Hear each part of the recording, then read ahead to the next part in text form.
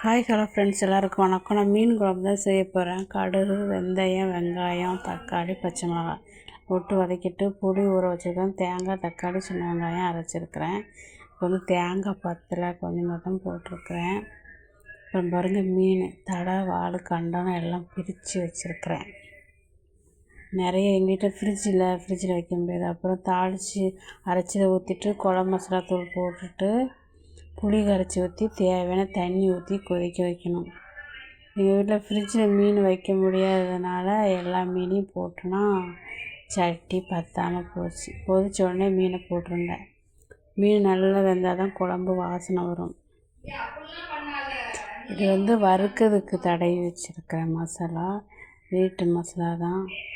எல்லாமே கொஞ்சம் காரம் கம்மியாக போச்சு. இதே இவ்வளோ குழம்பு இருக்கான மீன் போட்டுன்னு அப்படியே எல்லாம் சட்டி நிறைஞ்சிடும். அப்புறம் பார்த்தேன் இது வேகாதுன்னு சொல்லி இன்னொரு பெரிய சட்டிக்கு மாற்றிட்டேன். நான் மீன் குழம்பு காரம் நல்லா சொல்லு நிறைய பாருங்கள், எவ்வளோ நிறைஞ்சி போய் இருக்குது. இது வேகாது. அதில் வேறு ஒரு சட்டிக்கு நான் மாற்றிட்டேன். இது அப்படியே அடுப்பாகுது. காரம் பத்தலைன்னு கொஞ்சம் காரம் எங்களோட சின்ன பொண்ணு எனக்கு காரம் தூக்கலாம் வேணும் கேட்டே இருந்தா.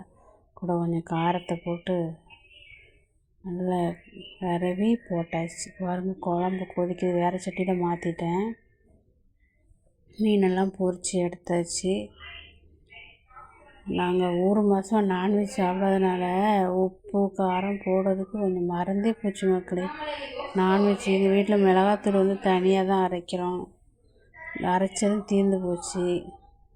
நான் வெஜ்ஜுக்கு சமைக்கிற மாதிரி சமைச்சேன்னா பாருங்கள், இதான் மீன் குழம்பு. எல்லோரும் சாப்பிட்டாச்சு. பாதி பேர் சாப்பிட்டு போக மீதி நல்லா தான் இருந்துச்சு. கொஞ்சம் காரம் கம்மியாக இருக்குது. காரம் நிறைய சாப்பிடுவேன். எனக்கு ஏற்கனவே அல்சர் ப்ராப்ளம் வீட்டில் எல்லாருக்குமே இருக்குது. இருந்தாலும் ஓரளவு பிறளவு காரம் கம்மியாக தான் போட்டுக்கணும். வீட்டில் உப்பு புளி காரம்லாம் கம்மியாக தான் சேர்ப்போம், நிறைய சேர்க்க மாட்டோம். உப்பு கம்மியாக இருந்தாலும் எங்கள் வீட்டில் எல்லோரும் உப்பு இல்லைன்னு சொல்லாமே சாப்பிட்டுக்குவாங்க. ஓகே, நீங்கள்